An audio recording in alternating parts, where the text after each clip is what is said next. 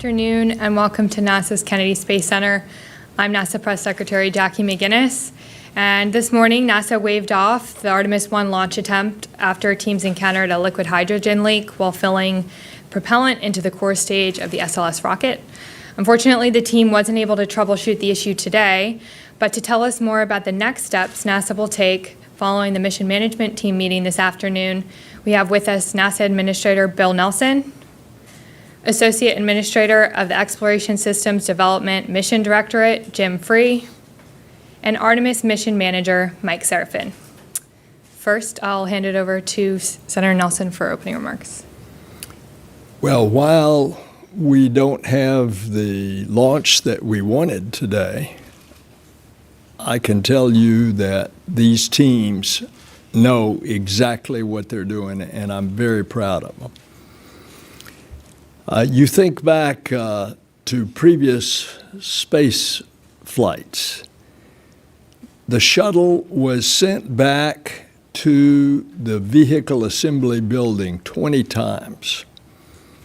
I already shared with you my personal experience back in the early part of the Space Shuttle program of Hoot Gibson's crew having been strapped in, ready to go, and scrubbed 4 times with a delay of over the better part of the month. We do not launch until we think it's right. And these teams have labored over that, and that is the conclusion that they came to. So I look at this as a part of our space program, of which safety is the top of the list.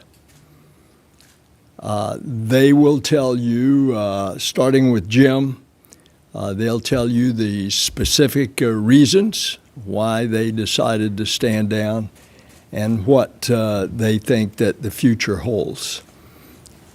Just remember, we're not going to launch until it's right. And that is standard operating procedure and will continue to be. Thank you, sir. Good afternoon. So absolutely, I hope you know we're not where we want to be except where the vehicle's safe. So we wanted it safe in orbit. It's not there, it's safe on the ground. I'm going to kind of give you the big picture of where we're headed with the launch periods. And then I'll let Mike fill you in on some of the things that happened today. Charlie Blackwell-Thompson is back in the Launch Control Center with her team, working through some of the next steps that the mission management team asked her to do today. So launch period 25 is definitely off the table. We won't be launching, this period ends on Tuesday. We will not be launching in this launch period. Launch period 26 and 27 will really depend on the options that the team comes back with, likely on Monday or early Tuesday morning, and Mike will talk through those options with you. One thing I'll point out is we will deconflict with Crew 5, so there is an overlap with our next launch period and the time frame when Crew 5 wants to go. We need to make sure we deconflict with them. So that will weigh into what we do.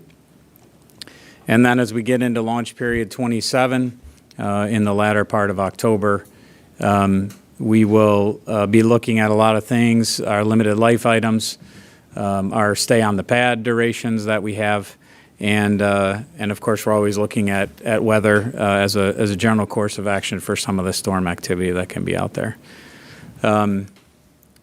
I'm sure there's going to be a question of, are we confident? Right, I actually love that question because it's like, are you confident you were going to get out of bed this morning? We don't go into these tests lightly, right? We don't just say, hey, we hope this is going to work. The confidence to do another launch attempt today was born out of the fact that we understood the hydrogen leaks that we had on Monday. Those are different than the leak that we had today. In terms of scale, one was in the same place, but today was a different signature. And we understood the engine issue. So we were confident coming into today But as the administrator said, we're not going to launch till we're ready, which means we're going to step through these things. There's a lot of conjecture already. I can assure you, I don't know how many people are in that MMT room today, Mike, but I don't know, 100 plus folks, most of them engineers, everybody already thinking about what is the problem. And frankly, that's what happens on the loops when we're talking about these things. Folks are giving options. The anomaly loops are really active, especially on this one today, from the time we first saw the signature all the way until Charlie made the right decision, which was to scrub. So our confidence comes through what we're going to learn in this. When we're ready to go back out there, we'll go back out there and try for another launch. Mike will lay out for you what we have in between. I'll say this, obviously, we've talked about this mission being risky, but we're going to take the risks that make sense. The risk that we know that have already pushed the vehicle and the system as far as it will when we launch, and be ready to go at that time. So with that, let me turn it over to Mike for some more specifics. Okay, and good afternoon again. Thank you for continuing to follow the Artemis I mission in our program. I'll just briefly recap where we left off the last time we were here, which was after the Launch -2 mission management team meeting on the 1st to review our readiness to head into this launch attempt. If you recall, the launch operations team out of the Launch Control Center stayed in the launch countdown following the attempt on Monday, and that gave us a head start headed into today's attempt. The team, when we came in for the tanking meeting, which was to decide whether or not to load the vehicle with the cryogenic fuel and oxidizer today, was on the timeline or slightly ahead, and it was a clean meeting. We met at 04:45 this morning, and we talked about our setup for the day, and there were a few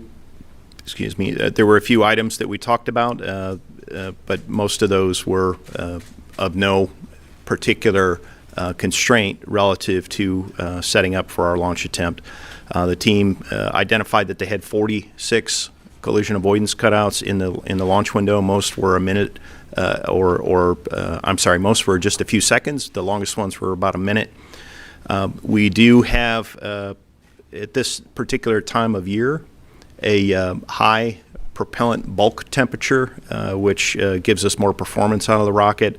So essentially, we have a hot rocket in terms of the performance to launch, and that actually, as we fly up through the Earth's atmosphere, pushes the higher end of the maximum dynamic pressure, or Q bar. And we saw that we had positive margins, but lower margins on one specific area on the Orion spacecraft, and we were watching that. The vehicle was expected to get to about 700 pounds per square foot of pressure as it headed up through the period of maximum dynamic pressure. Just prior to the cryogenic loading operation, the team was working through a chill down, and there was an inadvertent pressurization of the hydrogen transfer line, that the pressure exceeded what we had planned, which was about 20 pounds per square inch. It got up to about 60 pounds per square inch. And the flight hardware itself, we know, is fine. We did not exceed the maximum design pressure, but there's a chance that the soft goods, or the seal in the quick disconnect at the 8-inch quick disconnect, saw some effects from that. But it's too early to tell exactly whether that was the cause of the hydrogen leak that we had today. What we do know is that we saw a large leak at the 8-inch quick disconnect today, and that leak started when we went from the slow fill to the fast fill. This particular quick disconnect did not have a problem of this magnitude on Monday. We did see a small leak, but we did not see one of this magnitude. It was characterized as a large leak by our operations team. The team tried 3 times to resolve the leak, and all 3 times we saw a large leak. And as was discussed previously, if you can thermally stabilize both sides of that quick disconnect, we have a ground side and a flight side, and that is where the fluid flow occurs through. If you can chill that down and ensure that there's no differential temperature across that interface, sometimes the leaks can seal themselves or heal themselves. So the team attempted that. they attempted to essentially reseat the leak by increasing the pressure in there, and that was not successful. So initially, the team declared the scrub at 11:17 Eastern time, and then went into vehicle safing and drained the cryo. The liquid oxygen is currently off the vehicle, and the liquid hydrogen, at least when we were in the mission management team meeting, was still on board the vehicle, and they were in the process of draining it. It should be off by now or very close to it. The team will get into what they call the inerting, which is they put gaseous nitrogen in there so as not to condense water vapor in the tank area, and then they'll swap over to air. What that does is it allows us to get the tanks back up to ambient conditions, and then for us to gain access. In the scrub meeting that we had at 2:30 Eastern, we talked about three options. The first option was to simply demate and remate the umbilical at the pad, hoping that the soft goods would seal the leak up. But our confidence level, given the size of the leak that we saw today, was fairly low, that would solve the problem.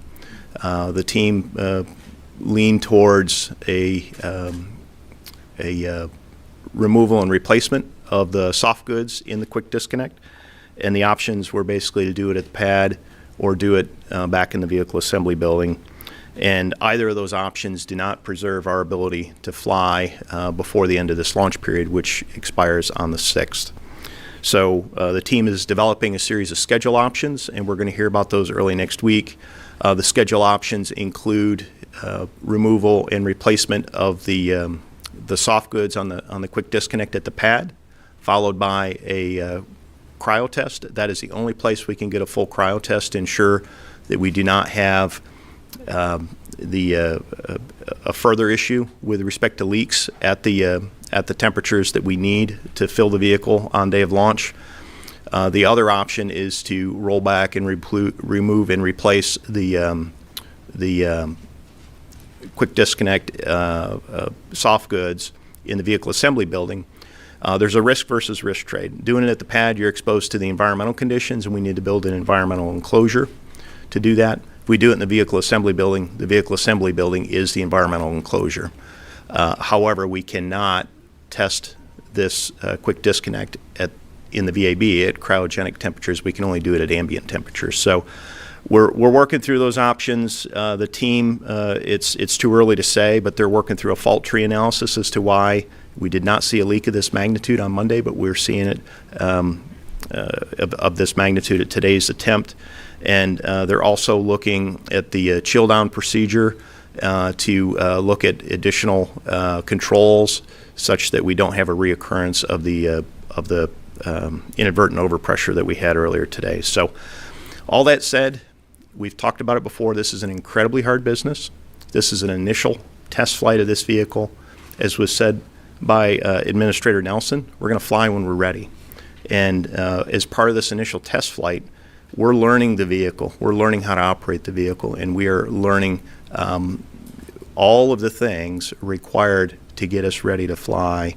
And we've demonstrated a large number of those things, not only through wet dress and some of the other ground tests that we've had, but we are still learning as we go, again, to get this vehicle off safely. So our focus is on understanding the problem, developing solutions in terms of schedule, but also risk versus risk impacts, and we'll follow up next week when we have those options fleshed out further. So with that, I'll pass it back to Jackie. Thanks, Mike. So now we'll open it up for questions in the room and also on the phones. On the phones, as a reminder, press *1 to get into the queue. And in the room, if you could leave your hand high for the mic folks to come get you after you ask your question. First up, Joey Roulette with Reuters.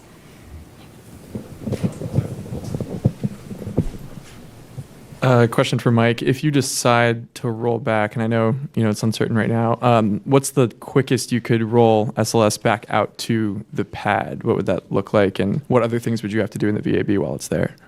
We're looking at several weeks to do that, depending on the required work at the pad or whether we do it in the vehicle assembly building. That'll determine the exact schedule, but it's several weeks of work. It's really too early to say exactly how many days.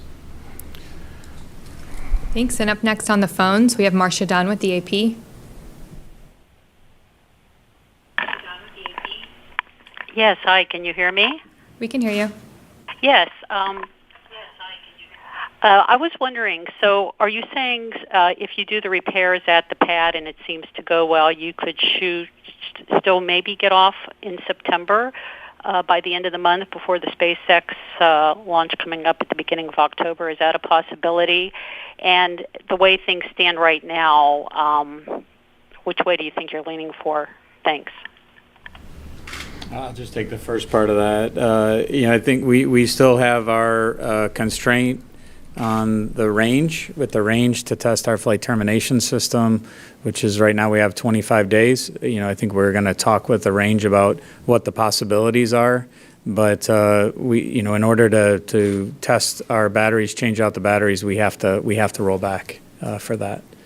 And I'll let you handle the options. Yeah, and Marcia, with respect to whether or not September, the latter part of September is still in the trade space, I think it's too early to tell. It really comes down to what does the fault tree analysis tell us, and what are the necessary changes and mitigations required in order to have a confidence that we've resolved this large leak at the 8-inch quick disconnect. So I think we'll have a much better answer early next week, and right now it's just too early to tell.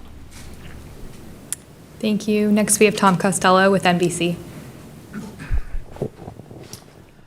Hi, good afternoon. Can I just clarify, you said that the line had been overpressurized up to 60 psi. Do you believe that overpressurization potentially caused the leak that then you were dealing with all day today? And any idea how that line was overpressurized? Yeah, I guess what I'd say is I think Mike talked about the fault tree. We have to go look at, is that a cause? Is that the cause? I'm sure it'll end up on the fault tree, but we have to run through all legs of that fault tree before we decide that's absolutely the cause.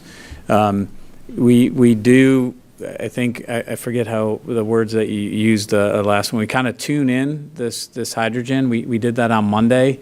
Monday we saw it start to go up, and we slowed the rate and did a manual fill. That's just part of the process, and we need to look, as Mike said, to automate that and get the places where it'll cut out if the pressure is going too high, so we don't hit that kind of command again. That'll be part of what we automate and practice for the next time. But it's on the fault tree. It's kind of tough to say right now, yeah, that is the absolute cause. Chris Davenport with Washington Post. Oh.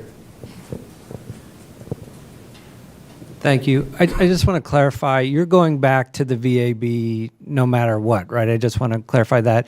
And I wonder if you could just briefly, Mike, talk about the differences with this hydrogen leak, this big one that you had, versus the one that you were able to overcome on Monday. Thanks. Yeah, for the VAB part of it, it's what I said. We have to go back right now. We do not have an agreement with the range that we can launch when our batteries have not been tested after 25 days. So that runs out here, as Mike said. And so in order to change them out, we have to go back. To get that kind of extension with the range is something we'd have to talk to them about. So right now our position is we will have to go back to the VAB. When we go back will depend on the testing options that Mike talked about. Yeah, and to take a crack at the second part of your question there, Chris, in terms of the leak that we saw on Monday, it was a manageable leak. This was not a manageable leak. As soon as we started to get into fast fill, and we need to get into fast fill, again, as part of this delicate balance of you want to you want to load within the capability of the quick disconnect, which tells you want to slow it down, but you also want to speed it up so you can make your launch window. So you've got this balance between the flow rate and the pressure, and if there's a leak present, you need to manage that. So On Monday, the team was able to successfully work their way through that while staying below the hazardous concentration limit of the hydrogen that was leaking out. We were unable to do that today. It was a much larger leak. The team tried to work and use the same technique as part of a pre-planned procedure. They tried multiple times, and that didn't work. In addition to trying to bump the quick disconnect and try to reseat it, and none of those techniques worked. The techniques that we used on Monday just for this magnitude of leak were not working in our favor. Thanks, Mike. Kristen Fisher with CNN.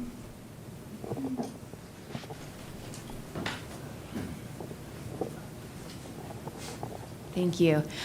Just wondering if there is a precedent for getting an extension with the range on something like this. Has that ever been done before? Or if you all were to ask the range for that to allow the vehicle to stay on the launch pad before a next attempt, would that be something that hasn't been done before? We worked with them just recently to go from 20 to 25 days, showing them a lot of the technical data that they needed to see about the integrity of our system. So I'm confident there's probably been other ones. I can't quote the history, but I can tell you that we just negotiated with them to go from 20 to 25. So do you feel at least somewhat confident that there's a chance that perhaps this rocket could stay on the pad before a next launch attempt?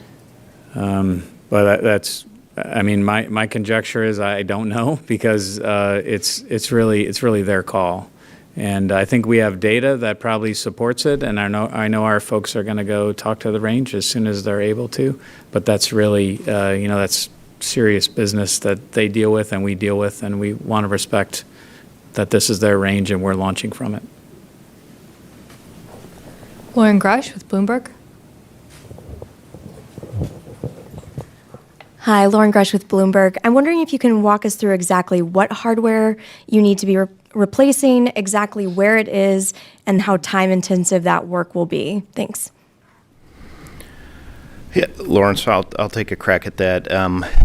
Right now, we're focused on the 8-inch quick disconnect and simply the soft goods, the seal that surrounds it. We need to get through the fault tree analysis to figure out exactly if there's anything else that needs to be accounted for.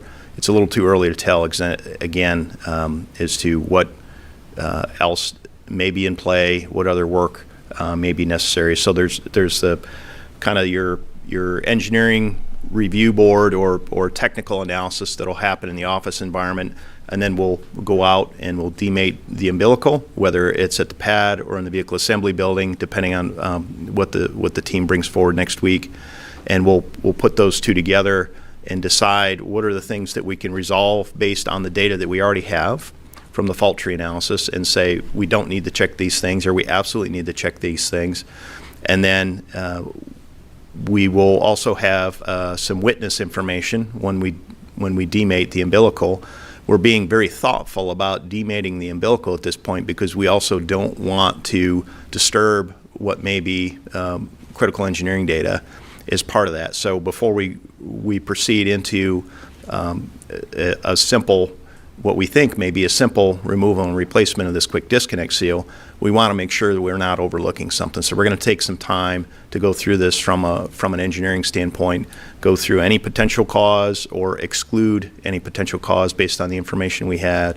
So it's a little too early to tell exactly where we may need to do some work. Thank you. Eric Berger with Ars Technica.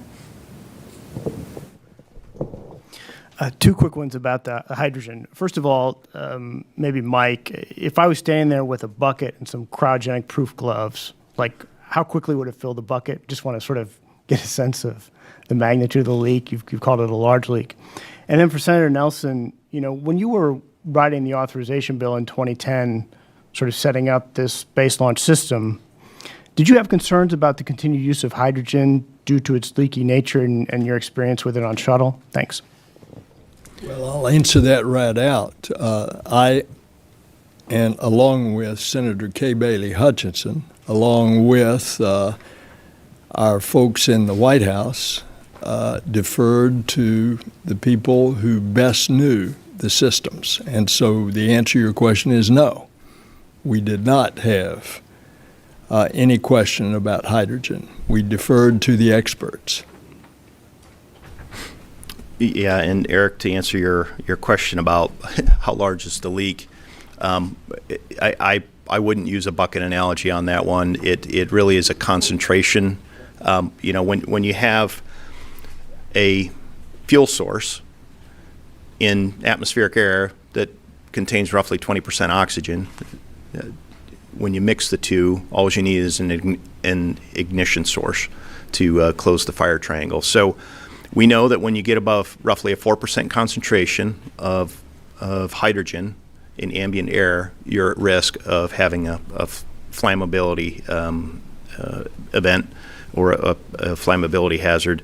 We were seeing in excess of that by probably 2 or 3 orders of magnitude today. So, I'm sorry, not orders of magnitude, two or three times our acceptable concentration limit. So it was pretty clear that we weren't going to be able to work our way through it like we did on Monday in terms of the managing of the leak. Every time we saw the leak, it was a large leak that immediately exceeded our flammability limits. So, again, a couple of techniques were tried, and we just couldn't get there today. Tariq with space.com.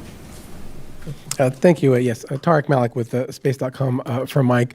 Just to follow up on Lauren's question about the nature of what has to be replaced. You mentioned soft goods. Is that as simple as just a rubber seal? Is it silicone? Or is it more hardware that you do have to replace? And why would you need an enclosure around it? Is it just to prevent corrosion then on that seal? Thank you. Yeah. So the quick disconnect, it's a metal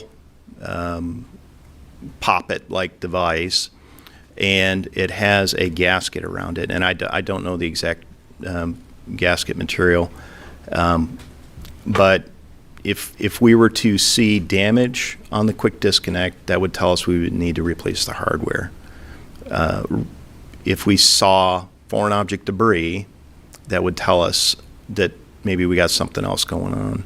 Or if we just saw a simple damage on the gasket, we've got spares. We can quickly remove and replace that.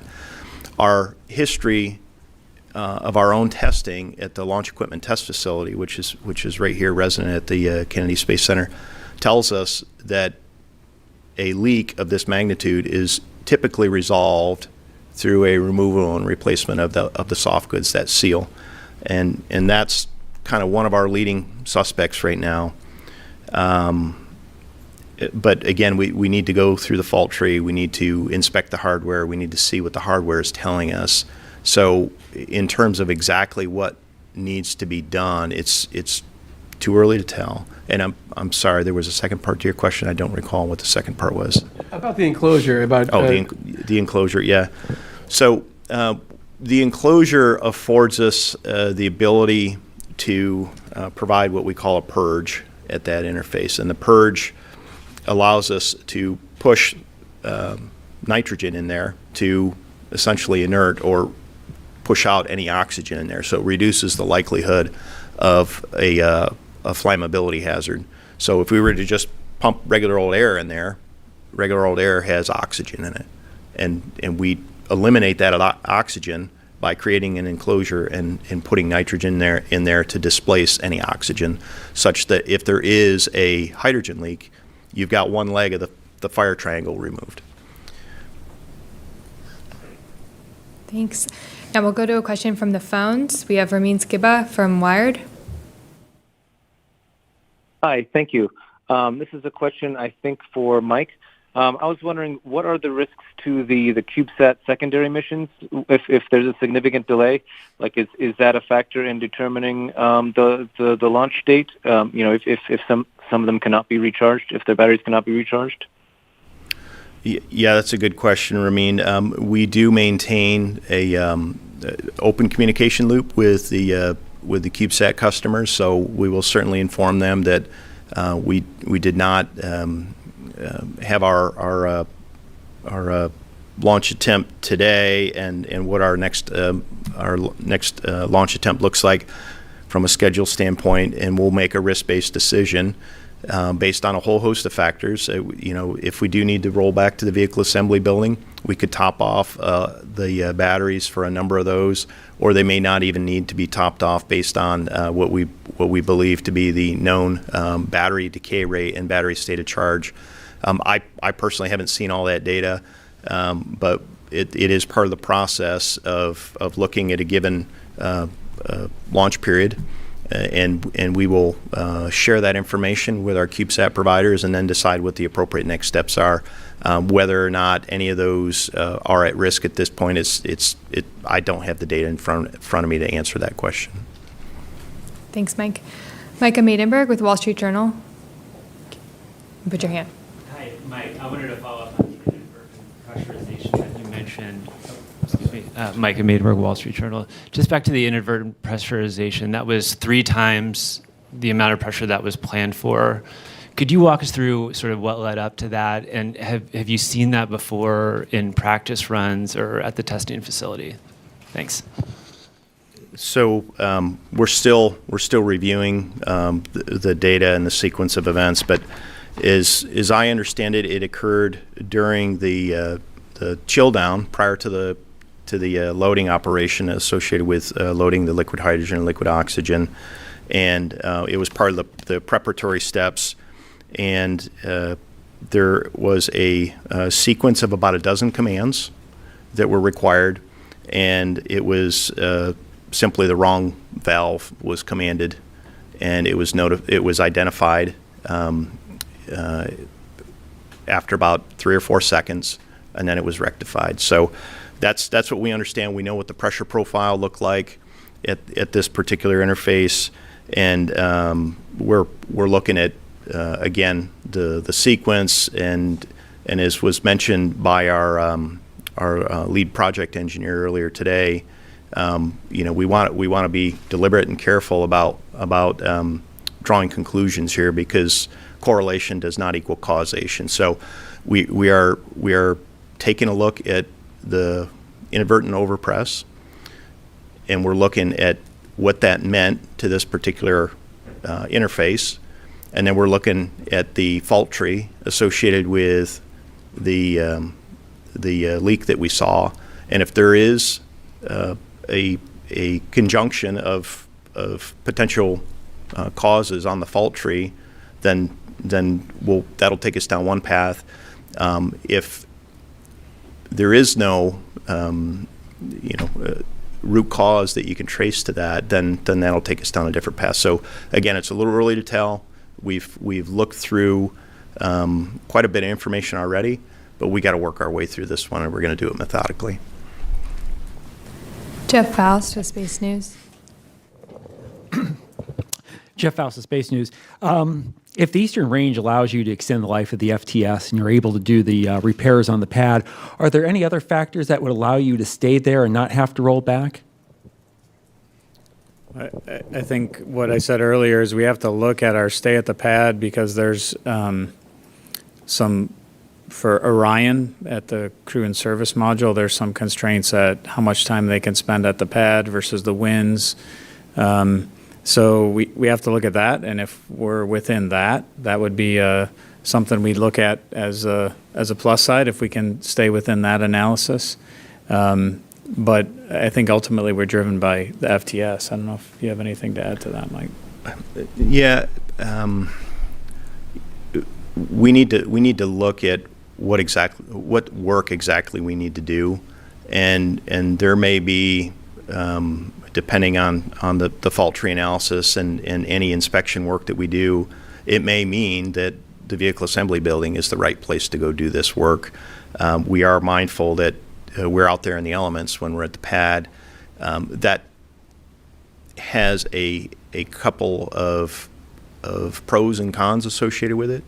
The cons happen pretty much every afternoon around here when you get a shower or thunderstorm rolling through, and we don't want to have issues with that interface because we demated it out there in the environment. So we're going to talk through all those things. I think it's, again, a little bit early to say as to what the right path forward is. Flight termination system is certainly one variable that we've got to consider as part of all this. And as Jim said earlier, the range has and the Space Force have been fantastic partners working with us as part of our government and interagency work. We don't own that decision. The range owns that decision. So we would have to work with them and talk to them before any decisions are made. Marina Corin with The Atlantic. Thank you. Hi, Marina Corin with The Atlantic. Are you at all considering doing another wet dress rehearsal after you've implemented some repairs instead of going right into another launch attempt? The administrator said earlier, we're not going to launch until it's right. So in order to get to that point, is there anything that would make you say, okay, let's go back, we're going to test until it's right? Thank you. Yeah, I guess what I'd say is, whatever the connection that we're testing under ambient is going to act a lot different than cryogens. We've tested this one in our wet dress rehearsal 4, this sealed at 4. We saw it manageable the other day. So to us, hydrogen's difficult to work with. I think Mike characterized that a couple of press conferences ago. So from our perspective, we may look at in these options when we stay at the pad, if we change it at the pad, do we do that cryogenic test there? And what that cryogenic test consists of is TBD. That's what the team will come up with. But from my perspective, we tested this at a wet dress. So to say, hey, we should have done another wet dress, this one sealed at the wet dress. I will take everybody back. I think the summer of 1990 was the summer of hydrogen, where shuttle had been launching for 9 years, and they spent a whole summer chasing hydrogen leaks. So I'm not saying that's an excuse. That's just a fact. And we've seen a couple different hydrogen leaks. I think we're trying to dial this vehicle in. Whatever this fault was, we have to find out, and we will run it to ground and build that confidence that I talked about earlier to come out there again. If the team says, hey, a wet dress is the way to go, then we need to figure that out. But right now, from my perspective, we've tested this. It's worked a couple times, and it didn't today. We'll figure out the reason why. And the only thing I would add is we know we don't need to do a full wet dress rehearsal if we were to test out this interface. For example, we don't need to load the interim cryo propulsion stage or the upper stage. We know that those interfaces are fine. So if we were to do a cryo test at this particular interface after some work is done at the pad, we don't need to do a full-up wet dress rehearsal, if that makes sense. Next up, we have another question on the phones. David Curley with Discovery.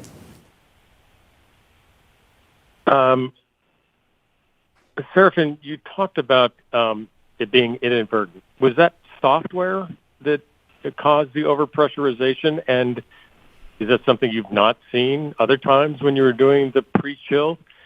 And I take it from your earlier answer, soft goods that you're considering that the overpressurization may have affected are gaskets, O-rings, anything that's pliable. Thank you. Yeah, so the first part of that question, the inadvertent command and overpress, again, it's a little bit early to tell exactly what happened. We're still working our way through it, but what we do know that this was a manual sequence, and it may have been the fact that we didn't automate this particular sequence that could have been part of the reason that we had the inadvertent overpressure. There are a whole host of other reasons that when you're an operator and you're working through a command sequence that could have also come into play. So we're just going to have to take time to look through it. We're going to look through the data, and we will go back and reassess exactly why this inadvertent command happened. In terms of soft goods, yes, it's basically a seal that is a non-metallic material. I don't remember what the particular material is, but yes, that's what we mean, or what I mean when I say soft goods. Thanks, Mike. Irene Klotz with Aviation Week. Thanks. I think this is probably for Mike. There was some time between the recommendation to scrub and when Charlie decided to call it a day. Was there additional troubleshooting that was being discussed as an option? Is there anything else that was gleaned from the activities that took place today? And then separately, is the sensor issue that we were here talking about a couple of days ago, is that a factor at all in any of these scenarios? Thanks. I'll start with your last question. The short answer is no. The sensor issue that we saw the other day, that is on the engine side as part of the engine bleed that's used to thermally condition the engines. As far as replacing it or doing something to address it during this time? No, that really hasn't entered into the discussion. In terms of additional troubleshooting, there was a pause before a scrub was declared just to ensure that we had exhausted all of our options. And we had some discussions come from our engineering team as to what a potential option may be, and it turned out to not be a viable option. So there were some ongoing discussions to ensure that we had really exhausted all of our options, and that's why there was a little bit of a pause towards the end before the scrub was declared. Here in the second row. Hi, my name is Jacob Sedesi. I'm a student tech reporter at WUFT News out of the University of Florida. I have two questions. One, so I know I heard earlier that the temperature affects how the rocket launch goes in some ways. So as summer goes into fall, goes into winter, how is this mission going to need to be adapted going forward this far into the future? And second of all, I know it's one you're not going to want to hear right now, but I want to ask it anyway. How does this pushback affect the timeline of the Artemis program as a whole? I'll take the second one. We are still planning Artemis II in 2024 and Artemis III in 25. Okay, and then in terms of temperature effects, because we have a combination of solid propellant in the boosters and liquid propellant in the core stage, the core stage really has no significant impact due to temperature other than what we call the boil off, which is you cause the propellant to go from a liquid to a gas, and you're not able to feed the engines as part of that. There's essentially no effect associated with that because as we go from summer into the fall months, because you load the cryo and then you go and you ensure that the tank is full before you go. In terms of the solid propulsion system, the lower the bulk temperature of the propellant, the lower the performance you get, and we know what the performance characteristics of these particular boosters are, and they've been tested throughout the full range. The summer months, you get the most performance out of the solids, and the performance will be slightly lower in the fall.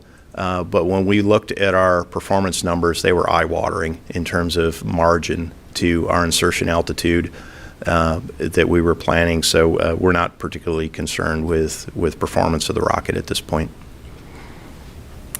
In the back here, behind Joey. Thank you. Manuel Masanti from Debate.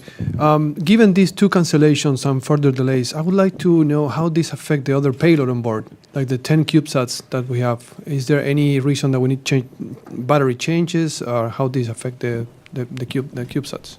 Thank you.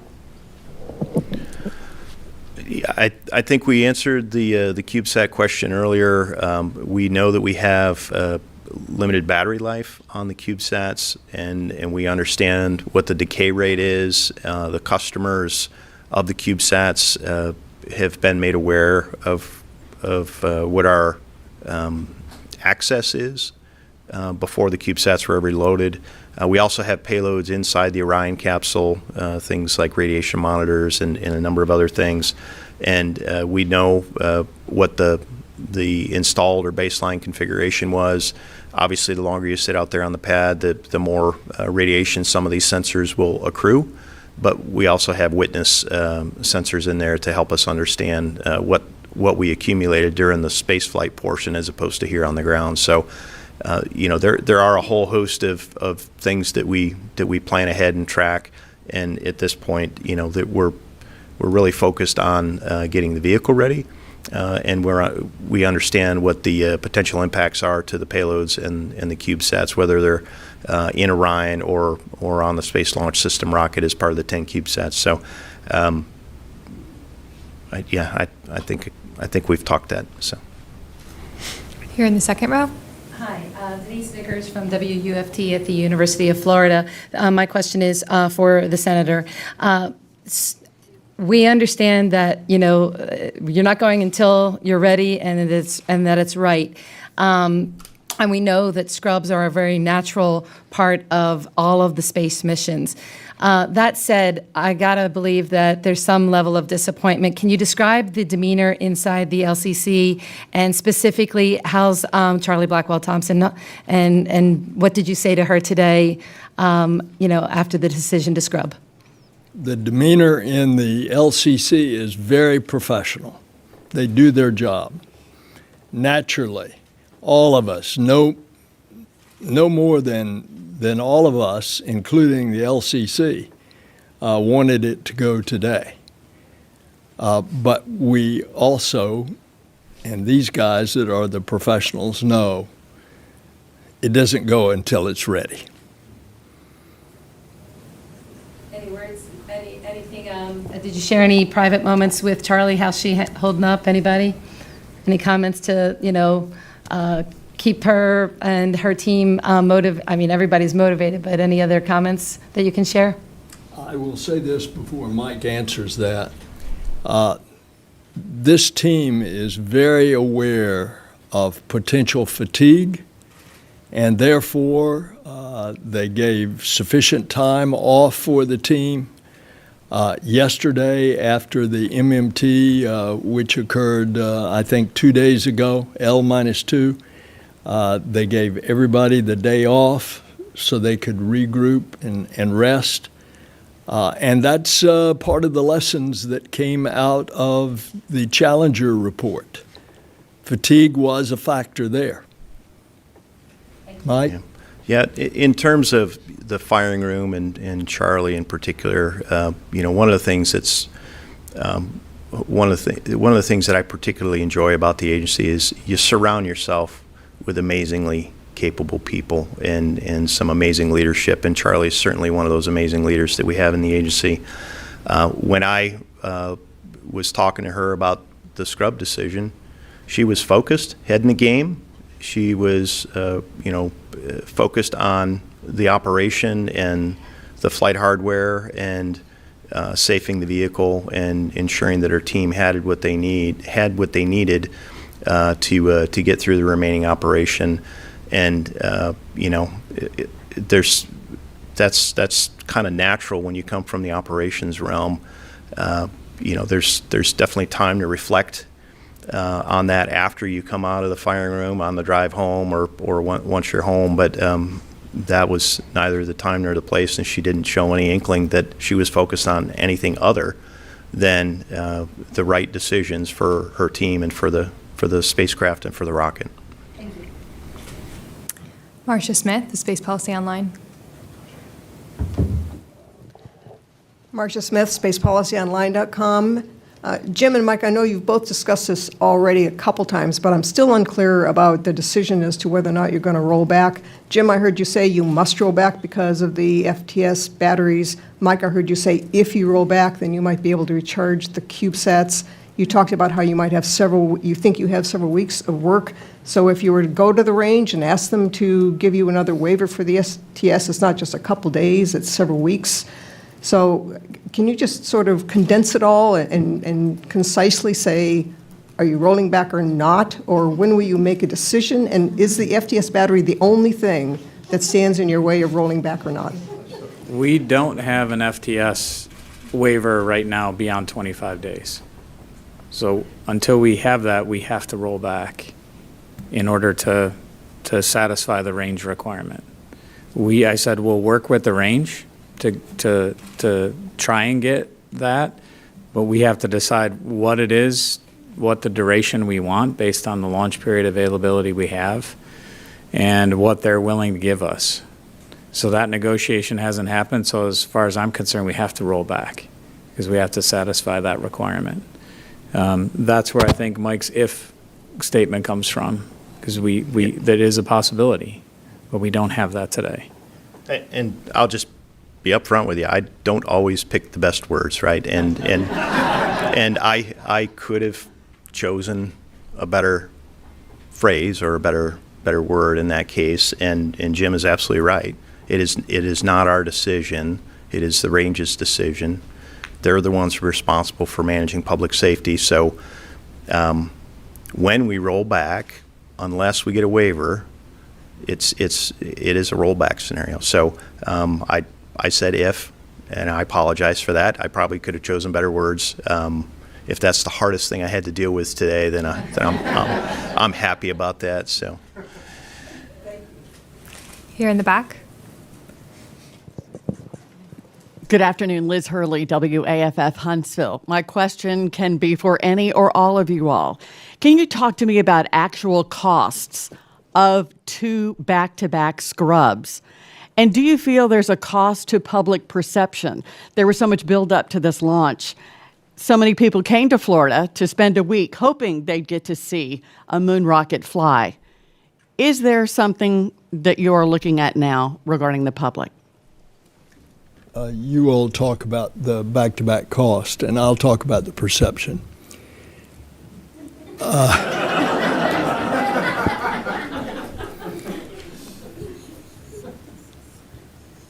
Space is the place. Everybody is really interested in this mission and going back to Mars and getting ready to go, going back to the moon and getting ready to go to Mars. One of the things that we did early on was we tried to stress that this is a test, and a test has certain risk. And we pounded that in every public comment that we had in order to get expectations in alignment with reality. And yet human nature is what you know it is. People are ready. You saw the crowds out here on Monday morning. A lot less crowds today. However, the nature of humans is that we want to see it and participate in it.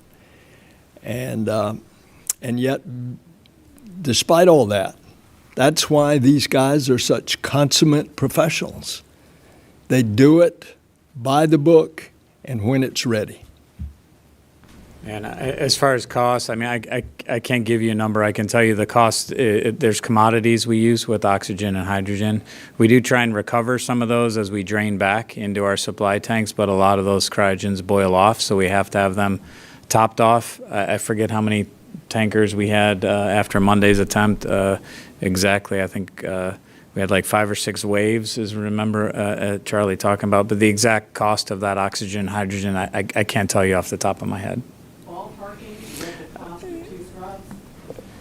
Yeah, no, I can't tell you that off the top of my head. I go to commodities first, and obviously, we schedule up resources to provide the common tracking for us, and then the labor of the folks here. But that labor folks are working on anyway. But so it's probably some of the assets that aren't ours that are outside of NASA's control, and the liquid oxygen and hydrogen. But I'm sorry, I can't tell you a number off the top of my head. The cost of 2 scrubs is a lot less than a failure. Michael Grushko with Nat Geo. Answered both. Hi, this is for the administrator. We are coming up on the 60th anniversary of President Kennedy's famous Rice University speech in which he declared that we choose to go to the moon. Nearly 60 years later, how do you reflect on the upcoming anniversary and the challenges that we face as we choose once again to go to the moon? Thanks. As a matter of fact, on the 60th anniversary, I will be in Rice Stadium. There will be 4,000 public school students that will be in the stadium, just as it was 60 years ago with public school students. And what President Kennedy said was, we choose to go to the moon and do other things, not because it's easy, but because it's hard. This is a whole new vehicle, a whole new technology, a whole new purpose of going back to the moon in preparation to go to Mars. And yes, it's hard. On the phones, we have Ken Chang from the New York Times. Hi, thank you. You've all talked about that you're not going to launch until you're ready. I was just wondering, have you felt any pressure from anywhere within NASA, from the White House, from anyone in Congress? Ken's question was, have you felt pressure from anyone at NASA, the White House, or in Congress? Well, I can tell you from my standpoint, no. And if I knew about it, I would try to stop it. But we have felt no pressure whatsoever. I would agree with that, Ken. We're not feeling external pressure on any of this. This is something that is, as Administrator Nelson said, we're really focused on getting off and getting off safely because of the consequences of failure. So we're not feeling any pressure externally. So we're running up on the end of our hour, so we have time for one more question. Ken Kramer? Hi, thank you. Ken Kramer for Space Up Close. Let me ask Mike Serafine a question. You talked a few questions back about the possibility to do cryoloading to test that seal. I'm wondering how much cryos would you have to load to test the seal if it's seated, and what would be then the turnaround for a launch? In terms of how much cryo we would have to load, what we would really only need to do is get through the chill down, slow fill, and into the fast fill. And typically when you get into fast fill, if there's going to be a leak, that's where you're going to see it. Because you have the highest flow rate and the highest pressure, you don't need to fill the whole tank to do that. So, it would be somewhere, 5+%. It's not a significant amount of the liquid hydrogen tank. And I'm sorry, what was the second part of the question? I've been up since midnight, so I'm a little, what's that? How long could you turn around for a launch then? Would it be like 2 or 3 days later? Again, it depends on a whole host of things. But, in terms of replenishing the commodities and setting up for a subsequent attempt, we know that we can turn around in either 48 or 72 hours. Simply based on commodity and replenishment. If there were additional engineering investigations or additional work that we needed to do following a cryo test at that interface, it is something that would have to be factored in the plan. We're gonna understand this better next week, but in terms of the first part of that question, it's not a significant amount of the cryo compared to the full load of the tank. Thanks, Mike. As we said earlier, we'll have an update for you next week on the path forward. And as always, tune into NASA TV and our social media channels to keep up to date on the latest. Thank you all for joining us, and have a great Labor Day.